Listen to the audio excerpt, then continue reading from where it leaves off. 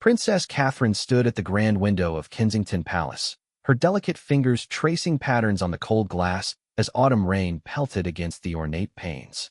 The view before her stretched across the manicured gardens, but her mind was elsewhere, lost in the labyrinth of thoughts that had consumed her for weeks.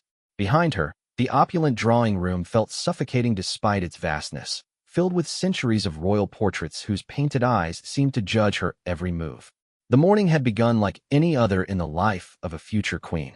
She had risen early, performed her morning rituals with the precision expected of someone in her position, and prepared for another day of public appearances and royal duties.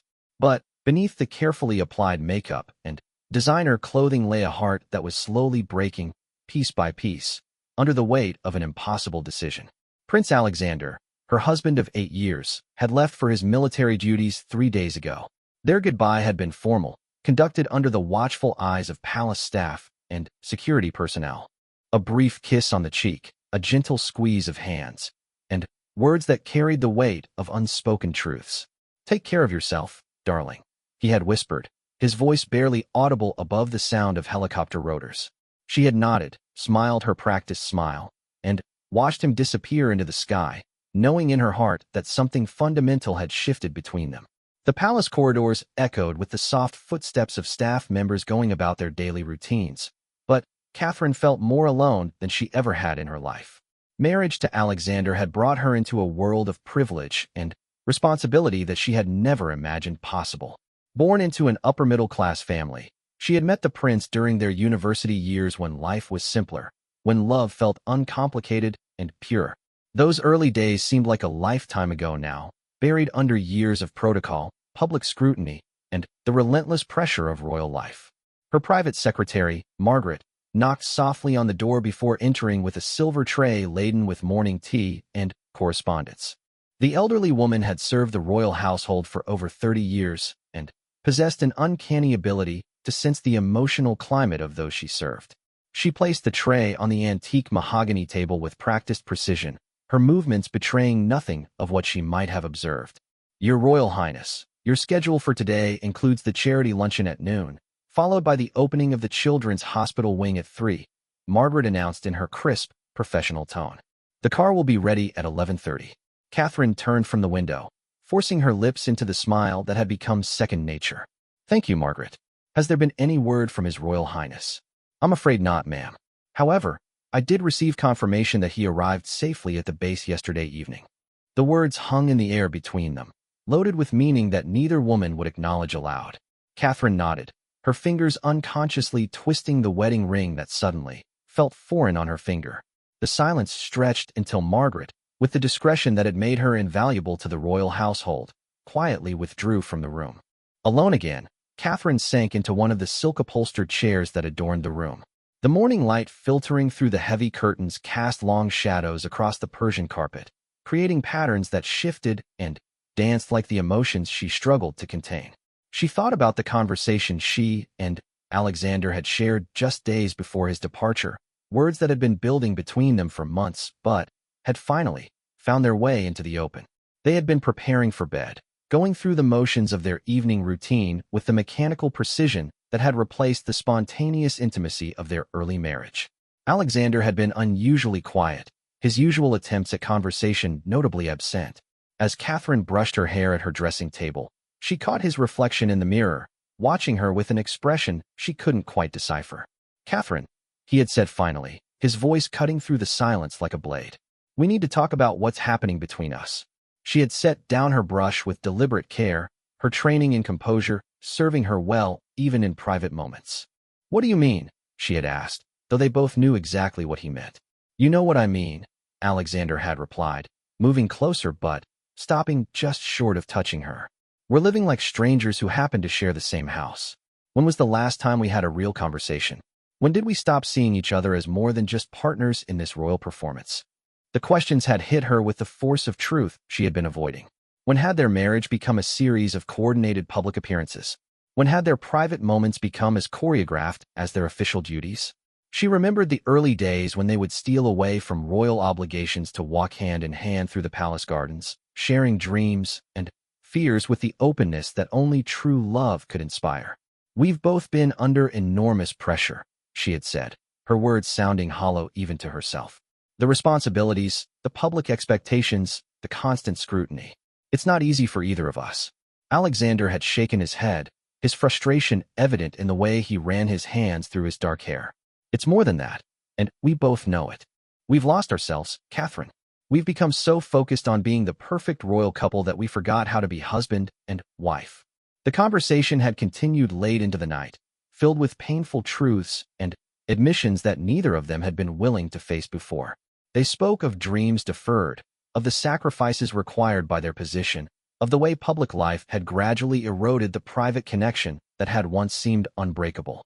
Most painfully, they acknowledged that somewhere along the way, they had stopped fighting for their relationship and had simply accepted its decline as an inevitable consequence of their roles. Now, sitting alone in the drawing room, Catherine replayed every word of that conversation in her mind. Alexander's deployment had provided them with a natural pause, a chance to step back and evaluate what remained of their marriage without the daily pressures of royal life. But the distance had also brought clarity that was both liberating and terrifying.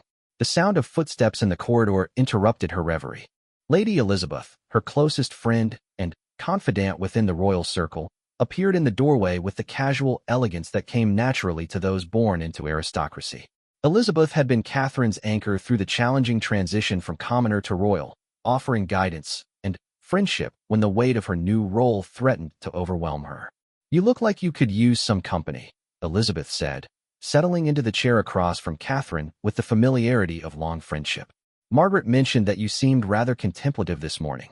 Catherine appreciated Elizabeth's directness, a quality that was rare within the careful world of royal protocol. "I've been thinking about Alexander's departure," she admitted, grateful for the opportunity to speak honestly with someone she trusted completely. Elizabeth studied her friend's face with the perceptiveness that had made her such a valuable ally. "And what conclusions have you reached?" "That's the problem," Catherine replied, her voice barely above a whisper. "I'm not sure I've reached any conclusions at all. I feel like I'm standing at a crossroads, but all the paths ahead are shrouded in fog." The two women sat in comfortable silence for a moment, the weight of unspoken understanding passing between them. Elizabeth had witnessed the gradual changes in Catherine and Alexander's relationship over the years, had seen the spontaneous joy gradually replaced by dutiful affection, had watched two people who clearly loved each other struggle to maintain that connection under the relentless pressure of public life. "May I speak frankly?" Elizabeth asked, her tone gentle but serious. Catherine nodded, bracing herself for truths she wasn't sure she was ready to hear. "I've watched you and Alexander for years now, and I've seen how hard you've both worked to maintain your marriage while fulfilling your royal duties.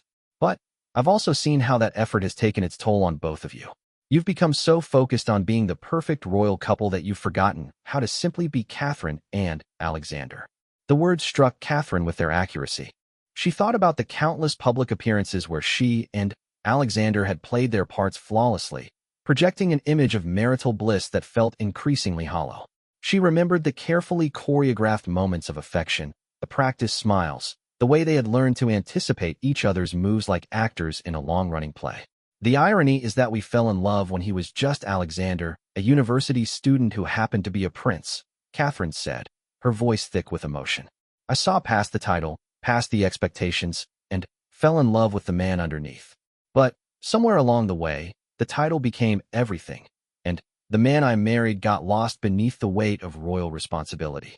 Elizabeth leaned forward, her expression compassionate, but frank. "And what about you, Catherine? Have you considered that perhaps you've gotten lost as well?" The question hit Catherine like a physical blow, not because it was cruel, but because it was true. In her efforts to become the perfect princess, had she lost sight of who she had been before? The young woman who had captured Alexander's heart with her authenticity and natural grace had gradually been replaced by a carefully constructed public persona. She had learned to speak in measured tones, to choose her words carefully, to present a flawless image to the world. But, in doing so, had she lost the very qualities that had made Alexander fall in love with her in the first place? "I used to paint," Catherine said suddenly, the memory surfacing unexpectedly. "Before all of this, I would spend hours in my studio, losing myself in color and texture, and the simple joy of creating something beautiful. I haven't touched a paintbrush in 3 years." Elizabeth smiled sadly. "And Alexander used to play guitar. I remember him serenading you during those early visits to the palace. When was the last time you heard him play? Catherine couldn't remember, and that realization was more painful than she had expected. All the small passions and personal interests that had made them unique individuals had been gradually sacrificed to the demands of royal life. They had become polished, perfect representatives of the monarchy, but, in doing so, they had lost the very things that had brought them together in the first place. What am I supposed to do with all of this? Catherine asked, her carefully maintained composure finally beginning to crack. How do I reconcile my duty to the crown with my need to find myself again? How do I honor my marriage while acknowledging that we've both changed in ways that might be irreversible? Elizabeth reached across the space between them and took Catherine's hands in hers. I don't have easy answers for you, my dear friend. But I do know that you can't continue to live a life that feels false to your deepest self. Neither can Alexander. You both deserve better than a marriage that exists only for public consumption. The words hung in the air between them, acknowledgement of truths that Catherine had been afraid to confront. She thought about the conversations she and Alexander had shared over the years about duty and sacrifice, about the greater good that their union served. They had convinced themselves that their personal happiness was a small price to pay for the stability and continuity they provided to the nation. But was that really true, or was it simply a convenient way to avoid making difficult choices? As the morning wore on, Catherine found herself thinking about the charity luncheon she would attend in a few hours. She would smile graciously, deliver her prepared remarks with practiced ease, and charm the assembled guests with the effortless dignity that had become her trademark. But underneath it all, she would be aware of the growing distance between the public Catherine and the private woman who was struggling to find her way back to authenticity. The rain continued to fall against the windows, creating a rhythmic soundtrack to her contemplation. Somewhere across the country, Alexander was beginning his military exercises, probably thinking many of the same thoughts that occupied her mind. She wondered if he was experiencing the same sense of profound isolation, the same questioning of choices made and paths taken. Her reflection was interrupted by the soft chime of her mobile phone, a sound that seemed almost foreign in the formal atmosphere of the drawing room. The message was from Alexander, sent from his base several hours away. Thinking of you this morning. I hope you know that whatever happens, my respect and affection for you will never change. Catherine stared at the screen for a long moment, recognizing the careful language that had become characteristic of their private communications. Respect and affection. Important feelings, certainly, but words that carried none of the passionate intensity that had once defined their relationship. She wondered if he had chosen those words deliberately, an acknowledgement of where they stood while avoiding the more complicated territory of romantic love. She typed and deleted several responses, unable to find words that felt honest without being painful. Finally, she settled on, "Thank you. I'm thinking of you as well. Stay safe." It was a safe response, appropriate, and caring without promising more than she could give. But, as she set the phone aside, Catherine felt the weight of all the words they weren't saying to each other, all the feelings they were both too afraid or too honorable to acknowledge directly. The morning light was beginning to fade behind the persistent clouds, and soon it would be time to prepare for her public appearances. Catherine would transform herself once again into the flawless princess that the public expected to see, would smile and speak and perform her role with the expertise born of years of practice. But, deep inside, she would carry the knowledge that something fundamental was shifting in her life, that choices would have to be made that might change everything. As she finally rose from her chair and moved toward her private chambers to begin her preparations, Catherine caught her reflection in the ornate mirror that dominated one wall of the drawing room. For just a moment, she saw past the careful styling and royal bearing to the woman underneath, and she realized that she barely recognized herself. The transformation that had begun years ago was nearly complete, but at what cost? The question followed her as she left the room, a whisper of doubt that no amount of royal training could silence. In a few hours, she would face the public with her usual grace and composure, but, privately, she was beginning to acknowledge that the most difficult conversations were still ahead of her. The silence that had settled between her and Alexander was not just an absence of words, but a presence unto itself, heavy with possibility and pregnant with change. Whatever came next would require a courage that went far beyond anything her royal training had prepared her for. It would require the strength to choose truth over comfort, authenticity over expectation, and, perhaps most challenging of all, the wisdom to know the difference between duty that served a greater good and duty that had become a beautiful prison. 3 weeks had passed since Alexander's departure, and the palace had settled into a rhythm that felt both familiar and foreign to Catherine. Without her husband's presence, her days took on a different quality, filled with solo appearances and quiet evenings that provided unexpected space for reflection. It was during one such evening, as she walked through the less formal areas of the palace, that she discovered something that would change everything. The discovery came by accident, as the most profound revelations often do. Catherine had been exploring the older wings of the palace, areas that were rarely visited except by maintenance staff and historians.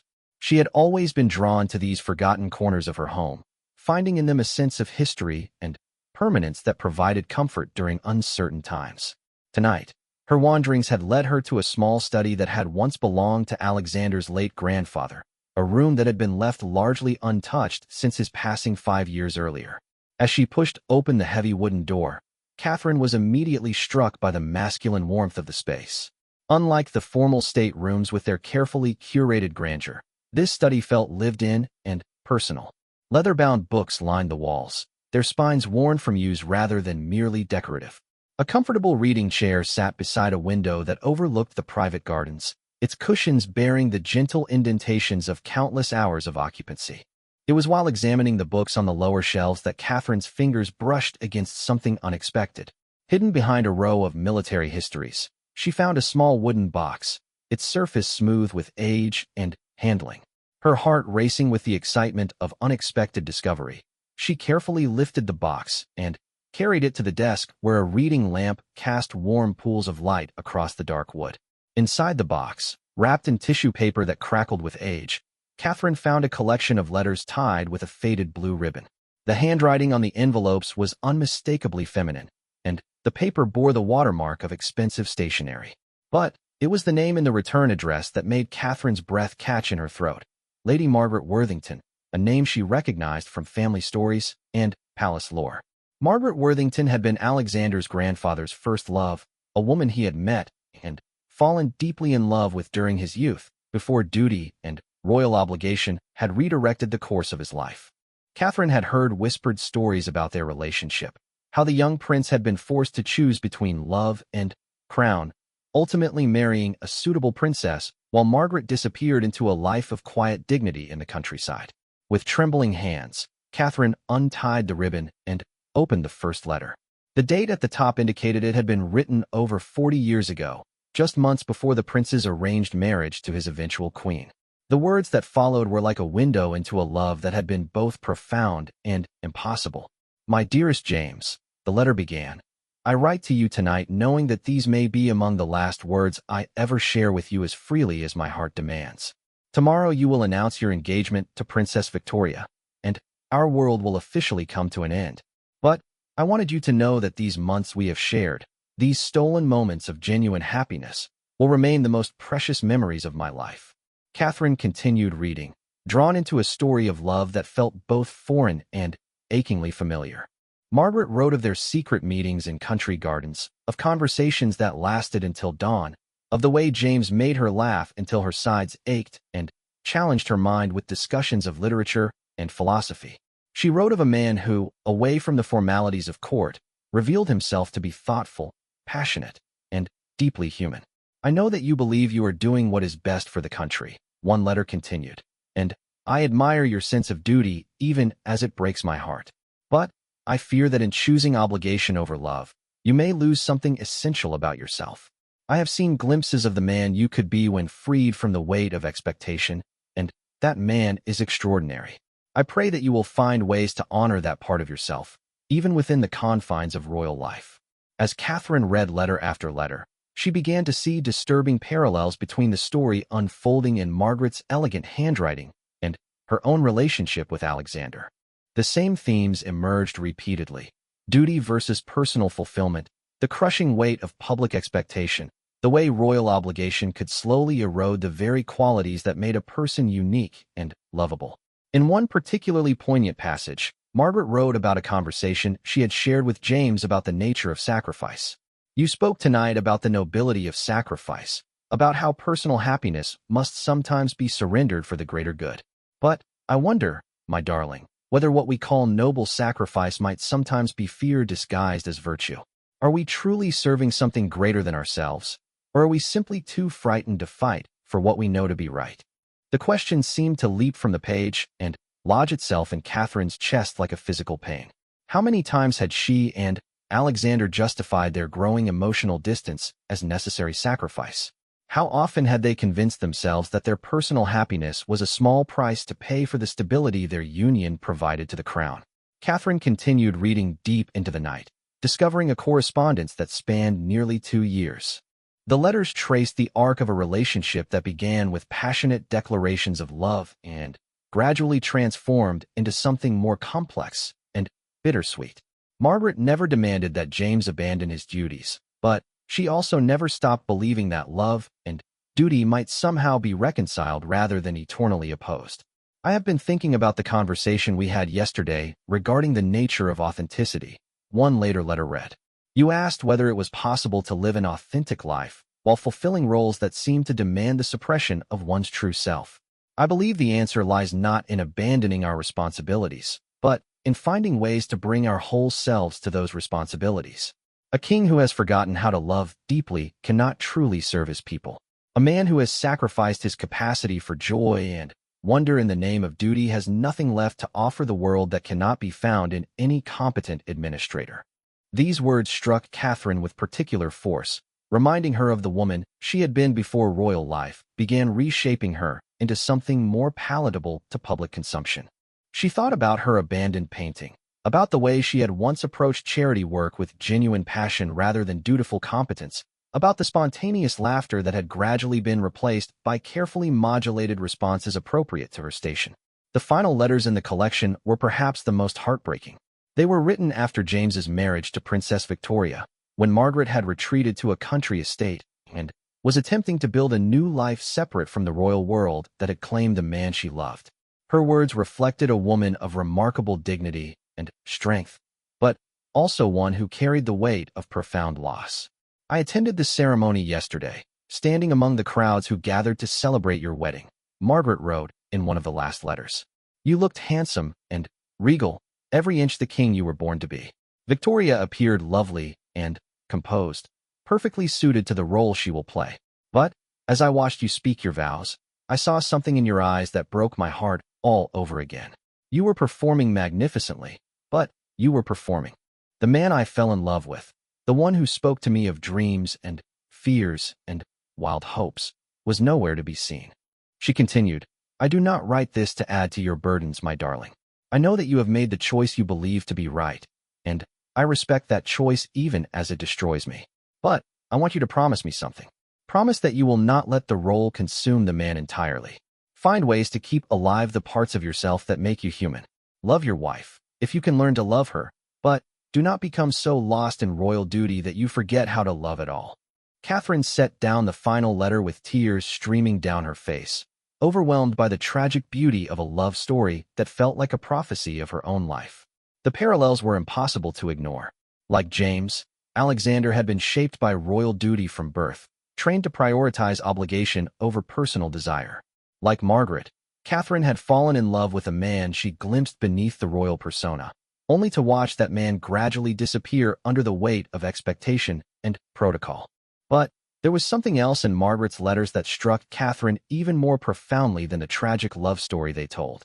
It was the quality of the writing itself, the intelligence and emotional honesty that shone through every carefully crafted sentence. Here was a woman who had faced impossible circumstances with grace and dignity, who had loved deeply while refusing to become bitter when that love could not be fully realized. Margaret had found a way to honor her feelings while accepting reality, to maintain her integrity even when her heart was breaking. As dawn began to break over the palace gardens, Catherine carefully retied the ribbon around the letters and returned them to their box. But she could not simply put away the questions and revelations that the correspondence had awakened. She found herself thinking not just about Alexander's grandfather and Margaret Worthington, but about the choices that lay ahead for her own generation. The letters had shown her something that royal training had never acknowledged, that love and duty need not be eternally opposed forces. Margaret's final words to James had not been a demand that he abandon his responsibilities, but rather a plea that he find ways to bring his authentic self to those responsibilities. What if the real tragedy was not that royal duty required the sacrifice of personal happiness, but that royal protocol had become so rigid and lifeless that it no longer served the deeper purposes for which monarchy existed? Catherine spent the following days in a state of heightened awareness, observing her own life and responsibilities with new eyes. During a visit to a children's hospital, she found herself genuinely engaged with the young patients rather than simply performing her prescribed role. When she spoke with the medical staff, she asked real questions and listened to their answers with authentic interest rather than polite attention. The difference was subtle but profound, and she noticed that people responded to her differently when she approached them as a complete human being rather than a carefully constructed royal persona. The revelation was both liberating and terrifying. If she could bring more of her authentic self to her royal duties, perhaps she could find a way to honor both her responsibilities and her need for genuine connection. But what did this mean for her marriage to Alexander? Could they find a path back to each other that didn't require them to abandon either their love or their duty? These questions took on new urgency when Catherine received an unexpected phone call from Alexander 3 days after her discovery of the letters. His voice on the line was different from their recent conversations, less careful and more immediate. "Catherine, I've been doing a lot of thinking during these exercises," he said, dispensing with the usual pleasantries. "About us, about the choices we've made, about where we go from here." Catherine felt her heart rate accelerate, uncertain whether she was more afraid of what he might say or what she might have to say in response. "I've been thinking too," she replied carefully. "I keep remembering who we used to be," Alexander continued, his voice thick with emotion she hadn't heard from him in years. "Do you remember that weekend we spent at your family's cottage, just before our engagement was announced?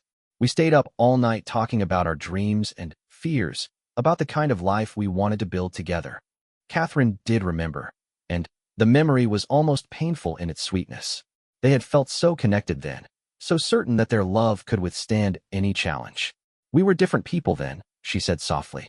"Were we?" Alexander asked. "Or have we just convinced ourselves that we had to become different people? I've been wondering whether the changes we've made in the name of royal duty have actually served anyone, including the crown itself." His words echoed the questions that had been haunting Catherine since reading Margaret's letters. "What are you saying, Alexander?" "I'm saying that I miss my wife," he replied, his voice breaking slightly. "Not the princess, not the perfect royal consort, but the woman who used to paint terrible portraits of me and argue with me about politics and make me laugh until I couldn't breathe. I'm saying that I think we've lost something precious, and I want to know if you think it's possible to find our way back." Catherine closed her eyes, overwhelmed by the hope and terror his words inspired. "I don't know," she whispered, "but I want to try." The conversation that followed was unlike any they had shared in years. They spoke honestly about their loneliness, about the ways they had both sacrificed essential parts of themselves in pursuit of royal perfection. They acknowledged the distance that had grown between them and began to explore whether that distance was truly necessary or simply the result of choices they had made without fully understanding their consequences. "I've been reading about my grandfather recently," Alexander said toward the end of their call, "about the choices he made and the life he lived. I don't want to repeat his mistakes, Catherine. I don't want to look back in 40 years and realize that I chose duty over love when I could have found a way to honor both." Catherine thought about the letters hidden in the grandfather's study, about Margaret Worthington's wise and heartbroken words. "Neither do I," she replied. "But finding that balance won't be easy. It will require us to be braver than we've been, more honest about what we need and what we're willing to fight for." "Are you willing to fight?" Alexander asked, his question carrying the weight of everything unsaid between them. Catherine thought about the woman she had been before royal life began reshaping her, about the painter and dreamer and passionate advocate who still existed somewhere beneath the polished surface. She thought about Margaret Worthington, who had loved deeply and lost gracefully, but never stopped believing in the possibility of authentic connection. Most importantly, she thought about the man she had fallen in love with, the one who still occasionally surfaced in moments of unguarded honesty. "Yes," she said finally, "I'm willing to fight." As they ended the call, Catherine felt something shift inside her chest, a loosening of tensions she hadn't even realized she'd been carrying. The path ahead remained unclear, filled with challenges that would test both their relationship and their commitment to their royal duties. But, for the first time in years, she felt a spark of genuine hope that love and duty might not be the irreconcilable enemies they had been taught to believe. The letters from Margaret Worthington remained in their box in the grandfather's study, but their influence had begun to spread like ripples across the surface of Catherine's life. She understood now that the choice was not between being a perfect princess or a fulfilled woman, but between accepting the limitations that others had defined for her or having the courage to redefine those roles for herself. Whatever came next would require unprecedented honesty and bravery from both her and Alexander. But, as she prepared for bed that night, Catherine felt more like herself than she had in years. And that feeling was worth whatever challenges lay ahead. Alexander's return to the palace came on a gray November morning that seemed to mirror the uncertainty both he and Catherine felt about their reunion. 6 weeks of separation had given them both time to think, to question, and to imagine different possibilities for their future. But, as his car pulled through the palace gates, the weight of unresolved questions settled heavily between them once again. Catherine watched from her window as Alexander emerged from the official vehicle, his military uniform crisp and his bearing as regal as ever. But, even from a distance, she could see something different in his posture, a subtle shift in the way he carried himself that suggested the weeks away had changed him just as profoundly as they had changed her. The formal protocols that governed royal homecomings meant that their first interaction would be observed by staff and recorded by photographers, leaving no room for the honest conversation they both desperately needed. The reunion played out exactly as protocol demanded. Catherine met Alexander in the formal entrance hall, where they exchanged appropriate greetings under the watchful eyes of household staff and security personnel. Their kiss was brief and public, their words carefully chosen for potential recording devices and curious ears. But, beneath the surface of royal propriety, Catherine caught glimpses of the man she had fallen in love with years ago, the one who looked at her with an intensity that had nothing to do with duty and everything to do with the complicated mixture of love, hope, and uncertainty that mirrored her own feelings. "Welcome home," Catherine said, her voice steady despite the emotional turmoil she felt. "It's good to be back," Alexander replied, his words carrying layers of meaning that only she could decipher. "I've missed this place. I've missed you." The formal proceedings continued for over an hour, with Alexander receiving briefings from his private secretary and reviewing correspondence that had accumulated during his absence. Catherine attended these meetings as was expected, playing her role as supportive spouse while internally counting the minutes until they could speak privately.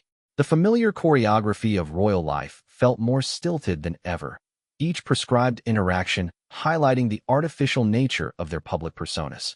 It was not until late evening that they finally found themselves alone in their private sitting room, a comfortable space that had once felt like a sanctuary but now seemed charged with the electricity of unfinished conversations.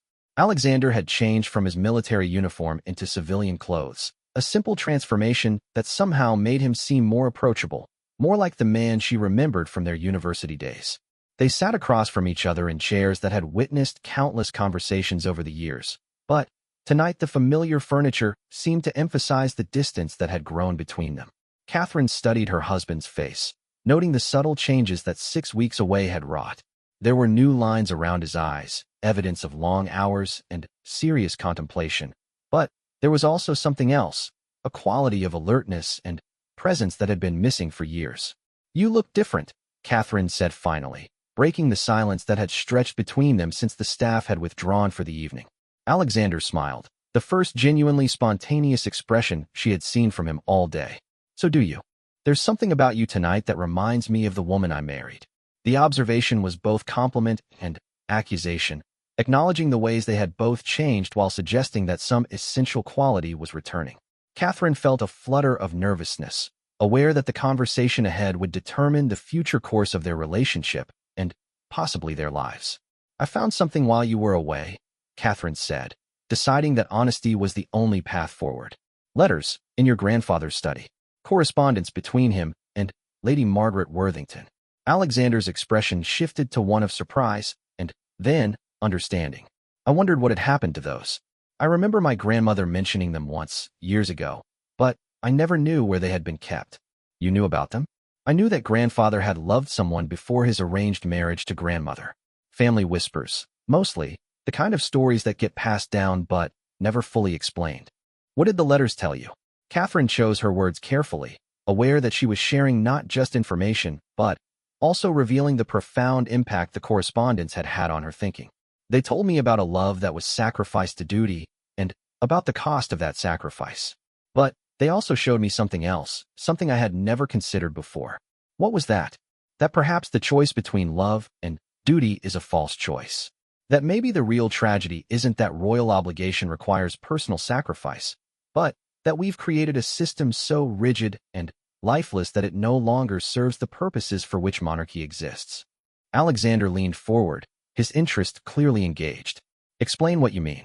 Catherine felt her heart racing as she ventured into territory they had never explored together, ideas that challenged fundamental assumptions about their roles and responsibilities. Margaret wrote to your grandfather about bringing his whole self to his royal duties, about the danger of becoming so lost in protocol that he forgot how to be human. She argued that a king who had sacrificed his capacity for genuine connection couldn't truly serve his people. And you think that applies to us? I think we've both become so focused on being the perfect royal couple that we've forgotten how to be Catherine and Alexander. We perform our roles flawlessly, but performance isn't the same as authentic engagement. When I'm at charity events now, I often feel like I'm going through the motions rather than truly connecting with the people I'm supposed to be helping. Alexander was quiet for a long moment, processing her words against his own experiences. During the military exercises, I found myself talking with soldiers who had no idea how to behave around a prince. They treated me like any other officer, challenged my decisions, argued with my strategies. It was the first time in years that I felt like people were responding to me as a person rather than a title. How did it feel? Terrifying at first, Alexander admitted with a laugh that sounded rusty from disuse. But then liberating. I remembered what it was like to have my ideas judged on their merits rather than automatically accepted because of my rank. I remembered what it felt like to earn respect rather than simply receive it. Catherine felt a surge of hope at his words, recognizing in them an echo of her own awakening. So what do we do with these realizations? How do we find our way back to authenticity while still fulfilling our obligations? I've been thinking about that question for weeks, Alexander said. And I keep coming back to the idea that maybe our obligations would be better fulfilled if we brought our authentic selves to them. What if instead of hiding who we really are behind royal protocol, we found ways to let that protocol serve as a framework for genuine connection? The conversation that followed lasted until nearly dawn, ranging across topics they hadn't discussed in years. They talked about their individual dreams and fears, about the aspects of royal life that energized them, and those that drained their spirits. Catherine shared her longing to return to painting, not as a private hobby, but as a way to connect with artists and students in her public role. Alexander spoke about his passion for military strategy and history, interests that had been marginalized in favor of more traditionally royal pursuits. I want to try something, Catherine said as the first light of morning began to filter through the heavy curtains. I want us to spend the next month approaching our royal duties differently. Instead of performing our roles, I want us to try bringing our whole selves to them. What exactly would that look like? I'm not entirely sure, Catherine admitted. But I think it means being willing to show vulnerability when appropriate, to engage authentically with the people we meet, to let our individual passions and interests inform the way we approach our public responsibilities. Alexander considered this proposal carefully. It would be risky. The palace staff will resist any departure from established protocol. The press will scrutinize every change in our behavior. And if we fail, if the public responds negatively to a more authentic approach, the consequences could be severe. And if we succeed? If we discover that people respond positively to genuine engagement rather than perfect performance, then we might find a way to have both love and duty, Alexander said slowly. We might discover that the choice we thought we had to make was never real in the first place. The decision to embark on this experiment felt both momentous and fragile, like a plant just emerging from soil that could be easily trampled.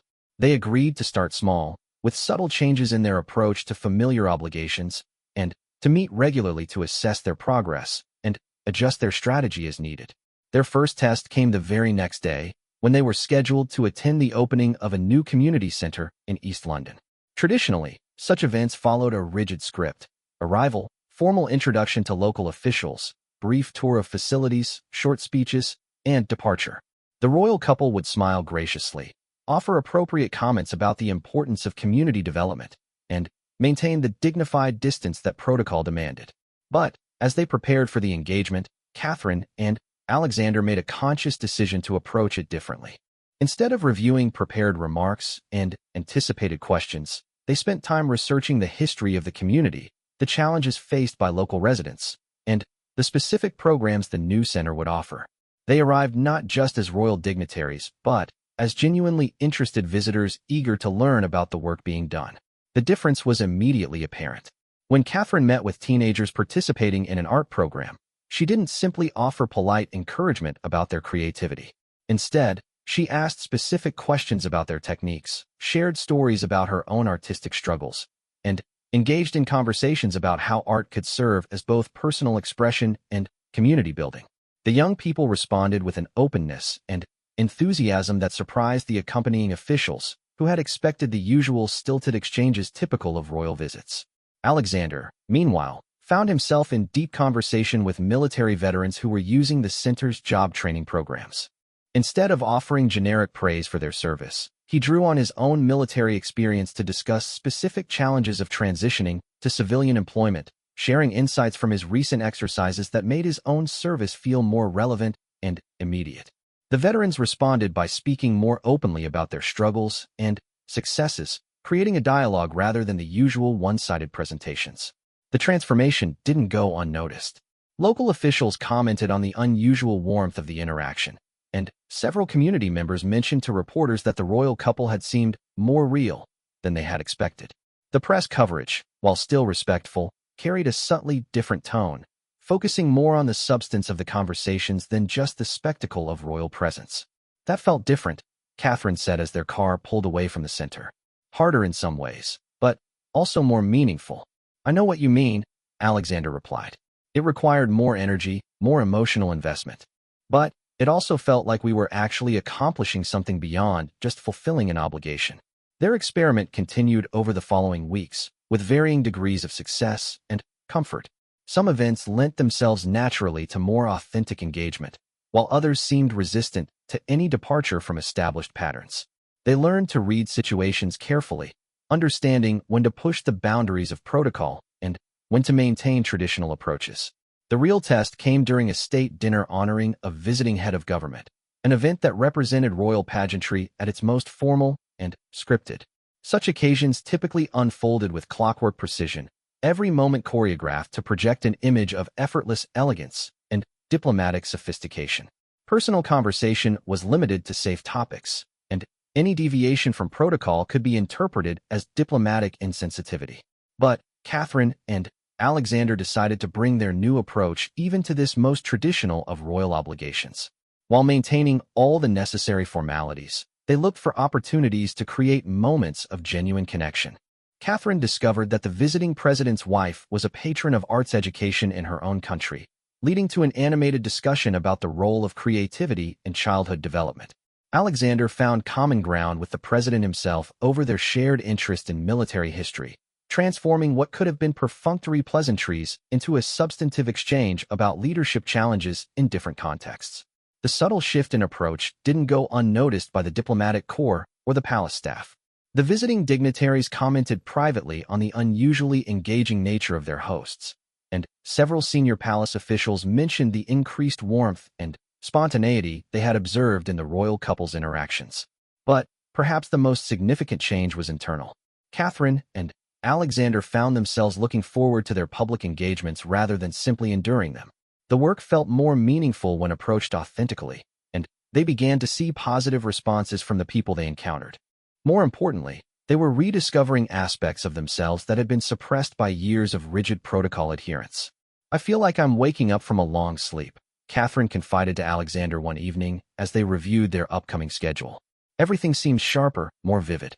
Even the challenges feel more manageable because they're real challenges rather than just performance anxiety. I know exactly what you mean, Alexander replied. I've been thinking about those letters you found, about what Margaret wrote to my grandfather about bringing his whole self to his duties. I think we're finally beginning to understand what she meant. Their private relationship was also evolving, though more slowly and with greater uncertainty. The artificial distance that had grown between them was beginning to diminish, replaced by a tentative intimacy based on their shared commitment to authenticity. They were learning to see each other as individuals again rather than simply as partners in a royal enterprise. But significant challenges remained. The palace establishment viewed their changes with suspicion, concerned about potential breaches of protocol or diplomatic incidents. The press, while generally positive, was also more scrutinizing of their activities, looking for evidence of either success or failure in their new approach. And, most challenging of all, Catherine and Alexander were still learning how to be honest with each other about their evolving feelings and desires. "We're at a crossroads," Alexander said during one of their evening conversations. "We can continue down this path toward greater authenticity, but it will require us to be even more honest about what we want from our lives and our relationship. Or we can retreat to the safety of traditional approaches, accepting the limitations but avoiding the risks." Catherine thought about Margaret Worthington's letters, about the courage it had taken to love fully while accepting impossible circumstances. She thought about the woman she had been before royal life began reshaping her, and about the woman she was discovering she could become.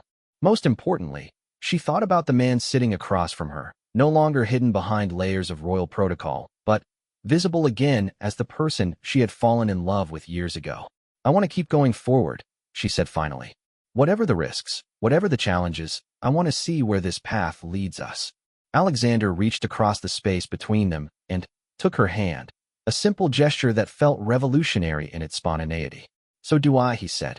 "But I want us to be prepared for the possibility that finding our authentic selves might change everything about our lives, including our relationship with each other." The honesty of his statement was both frightening and liberating. They were embarking on a journey with no guaranteed destination, guided only by their shared commitment to truth and their growing conviction that love and duty need not be mutually exclusive. The path ahead remained uncertain, but for the first time in years, they were walking it together as equals rather than as performers in an elaborate royal drama. The first real crisis came 3 months into Catherine and Alexander's experiment with authenticity, arriving in the form of an investigative article that would test every assumption they had made about the compatibility of truth and royal duty. The piece, published in a respected broadsheet, bore the headline, "The New Royals: Refreshing Change or Dangerous Precedent," and it dissected their recent public appearances with the kind of scrutiny typically reserved for political candidates rather than ceremonial figures. The article itself was not entirely unsympathetic. The journalist, Sarah Morrison, acknowledged the increased warmth and engagement that characterized the royal couple's recent public appearances. She noted the positive responses from community groups and charitable organizations, the way their more personal approach seemed to be generating genuine enthusiasm rather than mere polite respect. But she also raised uncomfortable questions about the implications of their evolving style. While the prince and princess's more relaxed approach has been generally well received, Morrison wrote, it raises fundamental questions about the nature and purpose of modern monarchy. The royal family has traditionally served as a symbol of continuity and stability, embodying values that transcend the vicissitudes of political change. When royals begin to express personal opinions and engage in substantive policy discussions, do they risk undermining the carefully maintained political neutrality that has allowed the monarchy to survive in a democratic age? The article went on to analyze specific incidents from recent engagements, moments where Catherine and Alexander had departed from traditional protocol in ways that were now being subjected to intense scrutiny. Catherine's detailed discussion with environmental activists about renewable energy policies, previously seen as evidence of her genuine engagement with important issues, was now being questioned as potential overreach into political territory. Alexander's candid conversation with military veterans about government support programs, which had seemed refreshingly substantive at the time, was now being examined for evidence of implicit criticism of current policy. But it was the article's conclusion that struck most deeply at the heart of their experiment.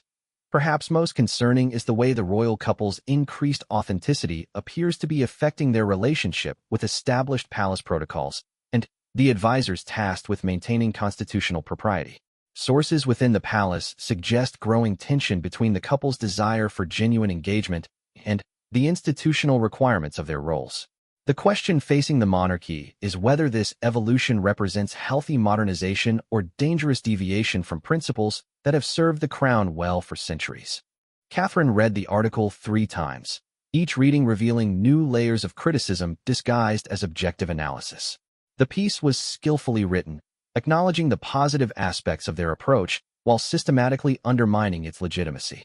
More troubling still were the anonymous quotes from palace sources that suggested internal opposition to their efforts at authentic engagement.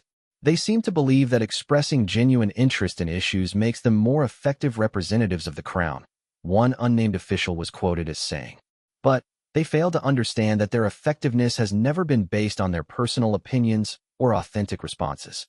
The royal family serves as a neutral symbol, and neutrality requires a certain distance from the messy realities of political and social issues. The article's publication coincided with Catherine's most challenging engagement to date, a visit to a refugee resettlement center that had been scheduled months in advance. The timing could hardly have been worse, as immigration policy was currently the subject of heated parliamentary debate, making any royal involvement inherently sensitive. Under normal circumstances, such a visit would follow a carefully choreographed script designed to show royal support for humanitarian efforts while avoiding any statement that could be interpreted as political commentary. But Catherine had been preparing for this engagement according to her new principles, researching the specific challenges faced by refugees in the resettlement process and planning to engage substantively with both service providers and the refugees themselves. The article's publication forced her to confront the possibility that authentic engagement might indeed carry risks she had not fully considered. The morning of the visit, Catherine met with her private secretary, Margaret, and the palace's communications director, James Whitfield, both of whom had requested urgent consultations about the approach to the day's events. The tension in the room was palpable, reflecting the broader institutional anxiety about the royal couple's evolving style. "Your Royal Highness," James began carefully. "Given the current political sensitivity surrounding immigration policy and the questions raised by this morning's article, we believe it would be prudent to maintain a particularly cautious approach during today's visit." Catherine felt the familiar weight of royal constraint settling around her shoulders like a heavy cloak. "What specifically are you suggesting?" "We recommend limiting interactions to general expressions of support for humanitarian efforts, avoiding detailed discussions of policy implementation or specific challenges faced by refugees. Perhaps most importantly, we advise against any statements that could be interpreted as criticism of current government approaches to immigration." The recommendations were sensible from an institutional perspective, designed to protect the monarchy from political controversy and maintain the carefully preserved neutrality that allowed the royal family to serve successive governments regardless of their political complexion. But Catherine felt the suggestions like a physical weight, a return to the constrained authenticity that had characterized her royal life for so many years. "And if I encounter situations where genuine human connection requires more than generic expressions of support?" Catherine asked. "What if someone shares a story that deserves more than polite acknowledgement? What if the most human response is to engage substantively with their experience?" Margaret and James exchanged glances that reflected years of palace experience managing the tension between royal humanity and institutional requirements. "Your Royal Highness," Margaret said gently, "we understand your desire to connect meaningfully with the people you meet. But the monarchy's effectiveness depends on its ability to transcend partisan politics. When you engage too specifically with policy issues, you risk being seen as taking sides in debates that should remain beyond royal influence."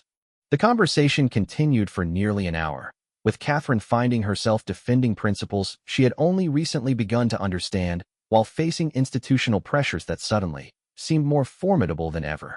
The palace staff were not being unreasonable. They were reflecting concerns that had been valid for decades and would continue to be relevant long after Catherine's individual reign. But she could feel the authentic self she had been rediscovering slipping away under the weight of their well-intentioned counsel. When Alexander joined the meeting, Catherine hoped for an ally in her resistance to the pressure to retreat from their experiment. But his response was more complex than she had anticipated, reflecting his own struggle with the competing demands of authenticity and institutional responsibility. "I understand everyone's concerns," Alexander said after reviewing the article and listening to the staff's recommendations. "The questions being raised are legitimate ones that deserve serious consideration. But I also think we need to consider the cost of reverting to approaches that have begun to feel hollow and ineffective. Your Royal Highness, James responded. With respect, the effectiveness of the royal family has never been measured by the authenticity of individual interactions.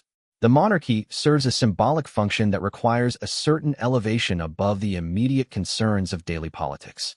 Alexander was quiet for a moment, clearly weighing competing principles that seemed increasingly irreconcilable. What if we're wrong about that? He asked finally.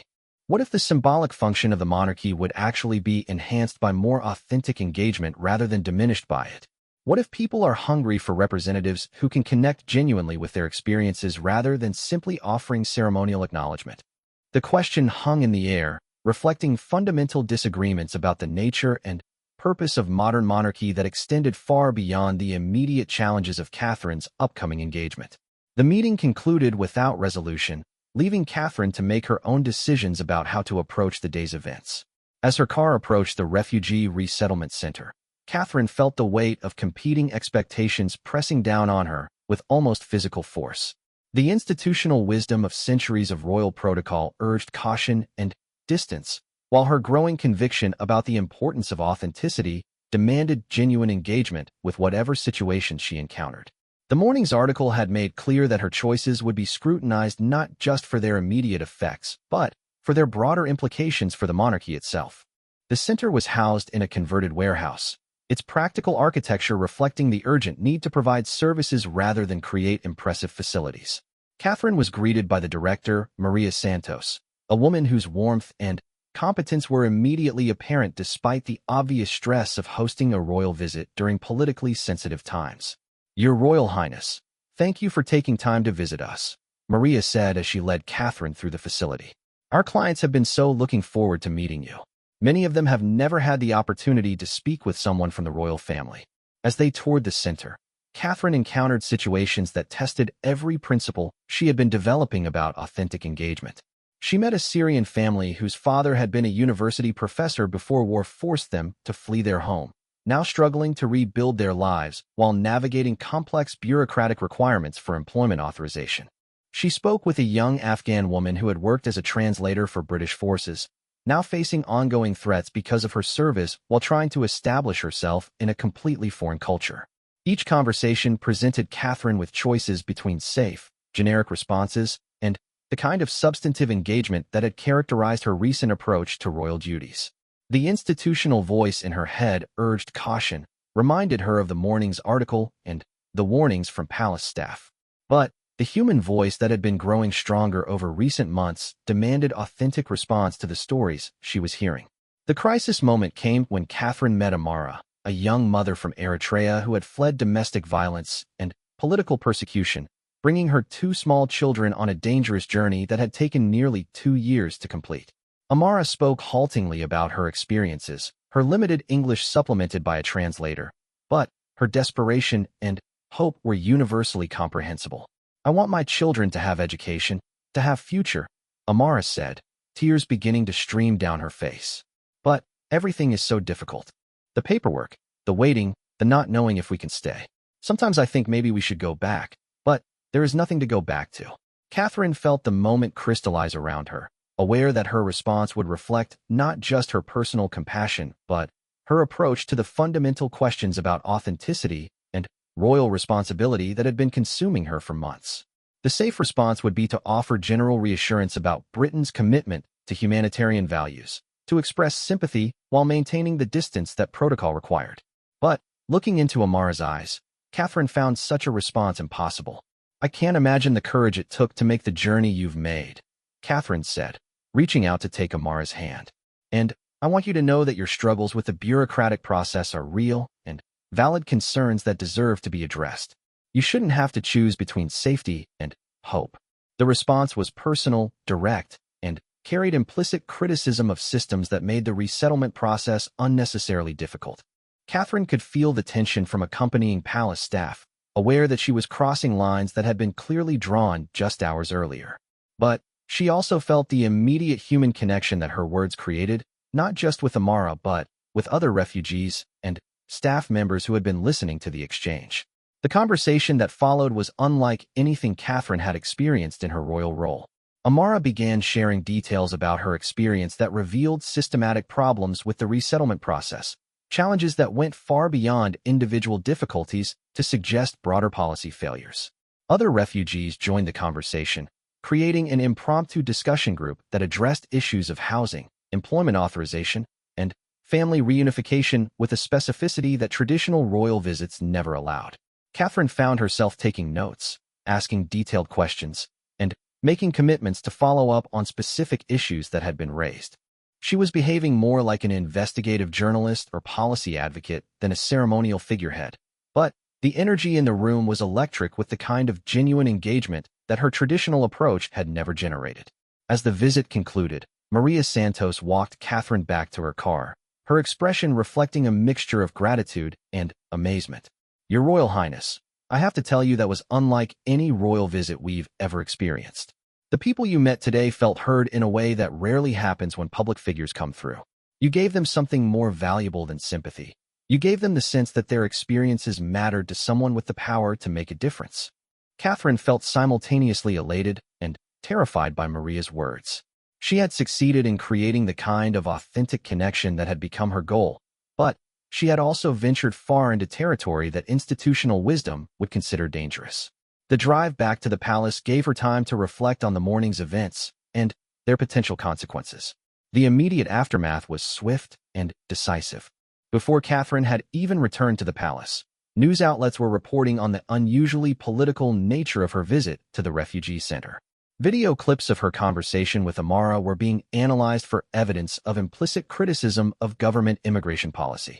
Political commentators were debating whether the princess had overstepped constitutional boundaries by engaging so substantively with policy issues. The palace response was equally rapid. Within hours of Catherine's return, she was summoned to a meeting with the Queen's private secretary and the most senior advisors in the royal household. The atmosphere was formal but unmistakably tense, reflecting institutional concern about potential constitutional implications of her approach. "Your Royal Highness," the Queen's private secretary began, "we need to discuss the events of this morning and their potential ramifications for the monarchy's constitutional position." Catherine felt the weight of centuries of royal tradition arrayed against her personal convictions, but she also felt the strength of the connections she had made and the certainty that her approach had served purposes that ceremonial distance could never achieve. The conversation ahead would determine not just her individual future, but the direction of her relationship with Alexander and their shared experiment in authentic royal service. The battle lines were drawn between institutional tradition and personal authenticity, between proven wisdom and evolving possibility. Catherine understood that her next words would carry consequences that extended far beyond her own life to touch the future of the monarchy itself. The price of truth was proving to be higher than she had anticipated, but the cost of abandoning it was beginning to seem even higher. The meeting with the Queen's private secretary proved to be the catalyst that forced Catherine and Alexander to confront the fundamental contradictions in their attempt to balance authentic engagement with traditional royal responsibility. Sir Thomas Pemberton, a man who had served the crown for over 4 decades, possessed the kind of institutional memory that made him both invaluable and immovable when it came to questions of constitutional propriety. "Your Royal Highnesses," Sir Thomas began, his tone carrying the weight of established precedent, "we are facing an unprecedented situation.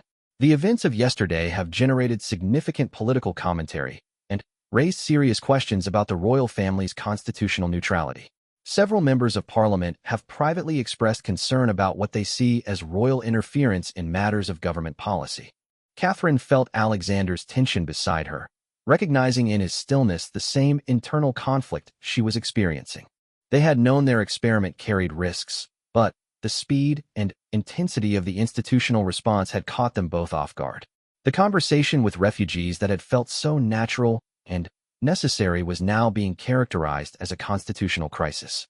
"With respect, Sir Thomas," Alexander said carefully, "I'm not certain that expressing genuine concern for people's welfare constitutes political interference. Surely the royal family has always been expected to care about the well-being of all citizens, including those facing difficult circumstances." "Indeed, Your Royal Highness, but there is a crucial distinction between caring about welfare in general terms and engaging with specific policy implementation in ways that could be interpreted as criticism of governmental approaches.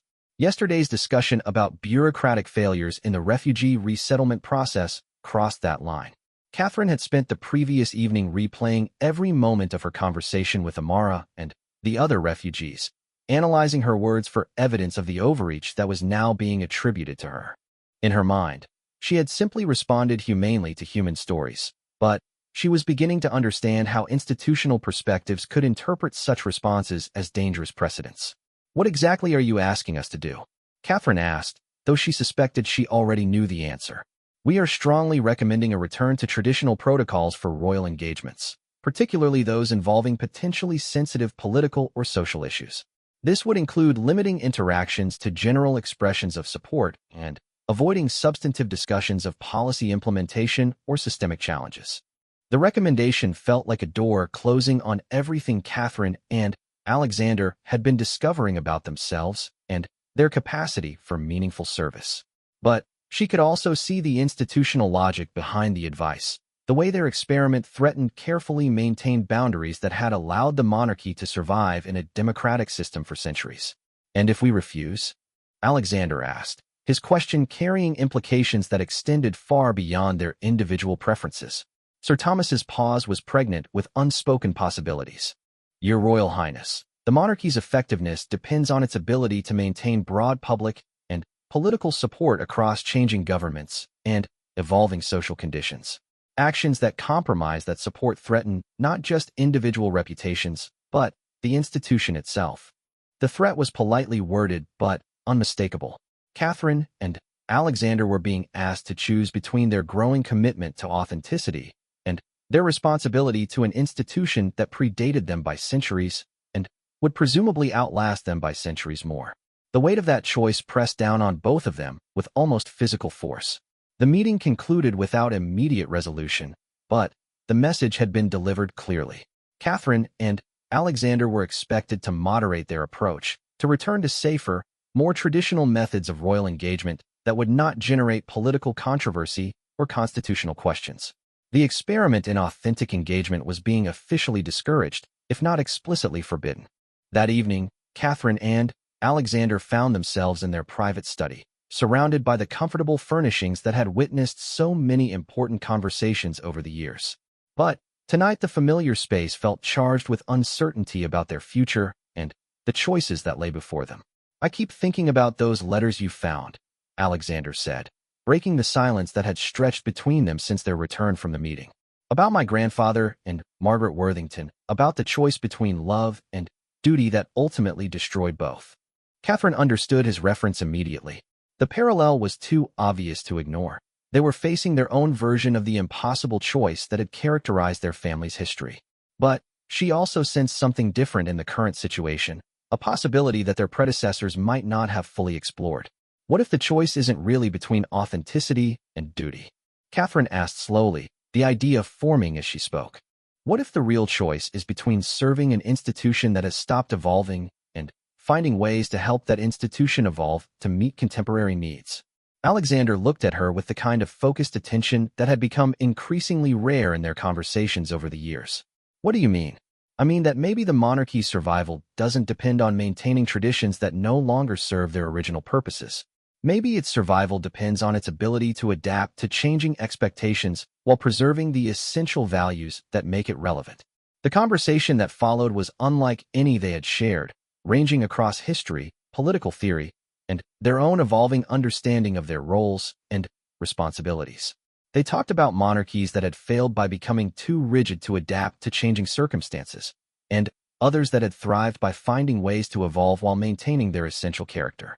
"The refugees I met yesterday didn't care about constitutional neutrality," Catherine said at one point. "They cared about whether someone with influence would listen to their experiences and potentially act on what they heard.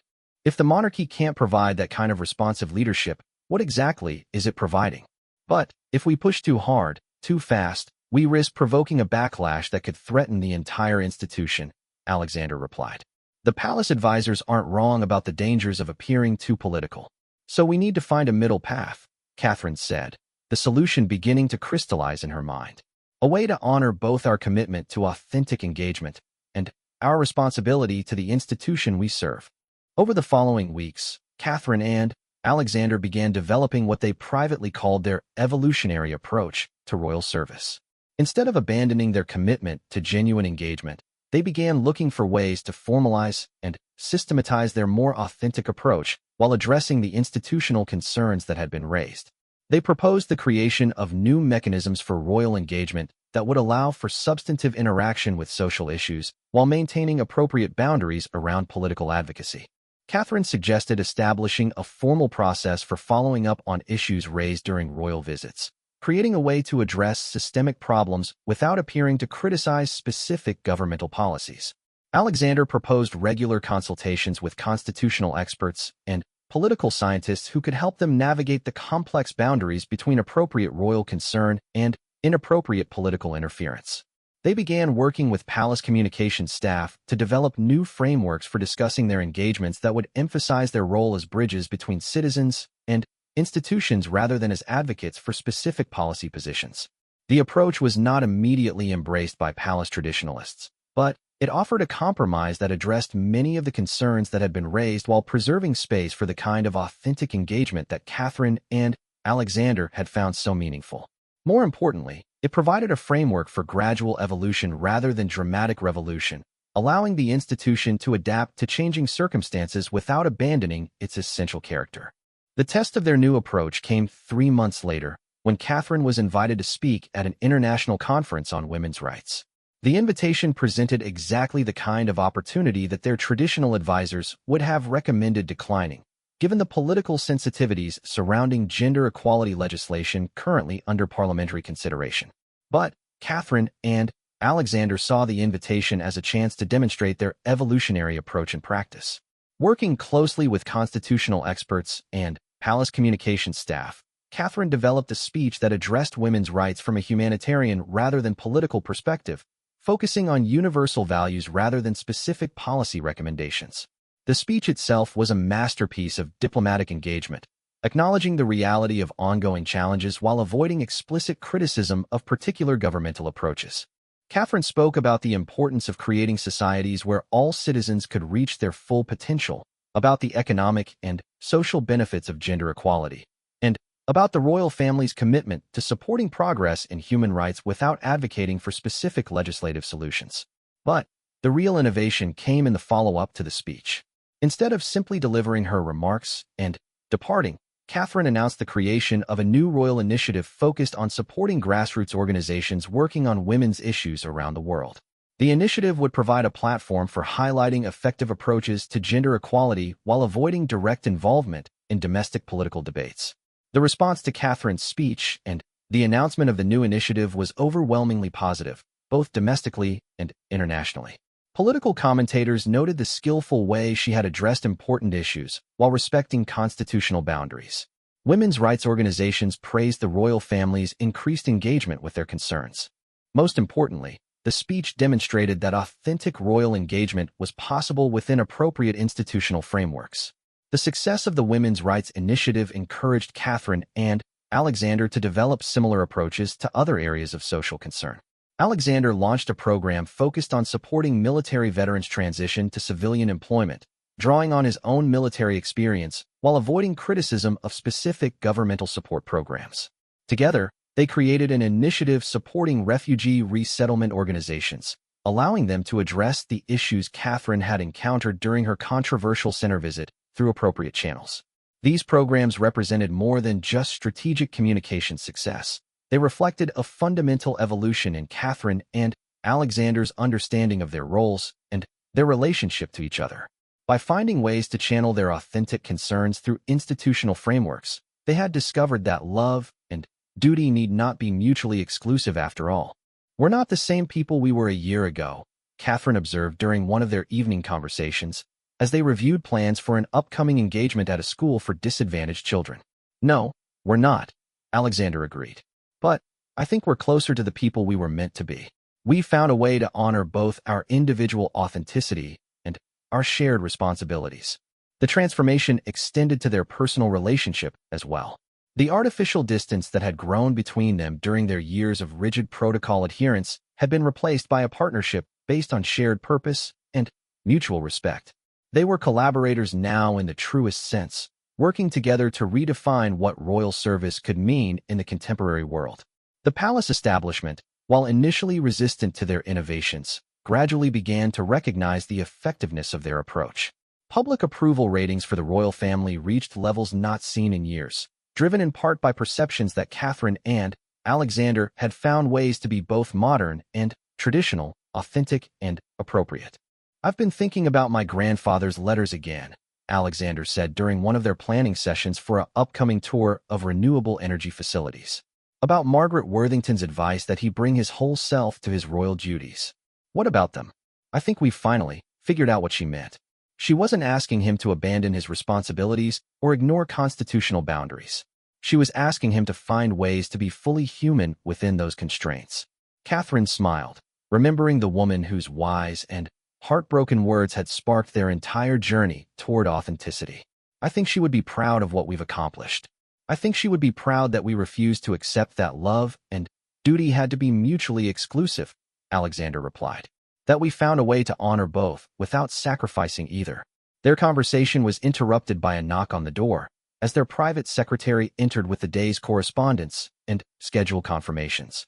But instead of feeling burdened by the approaching obligations, Catherine felt energized by the prospect of engaging authentically with whatever situations they might encounter. The journey from performance to authenticity had not been simple or straightforward, but it had led them to a place that felt both sustainable and meaningful. They had learned to be fully themselves within the constraints of their roles, to bring genuine passion and concern to their public service while respecting the constitutional boundaries that made such service possible. As they prepared for the day's engagements, Catherine caught her reflection in the mirror that had once shown her a stranger wearing royal clothes.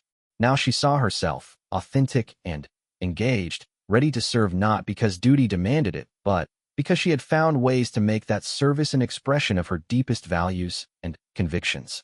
The silent goodbye that had characterized their relationship a year ago had been replaced by a shared commitment to honest communication and mutual support. They had found their way back to each other by finding their way back to themselves, discovering in the process that the most profound royal duty was the obligation to be fully human in service to others. The experiment that had begun with questions about the compatibility of love and duty had evolved into a new model of royal engagement that honored both individual authenticity and institutional responsibility. Catherine and Alexander had not just saved their marriage. They had helped point the way toward a monarchy that could serve contemporary needs while preserving timeless values.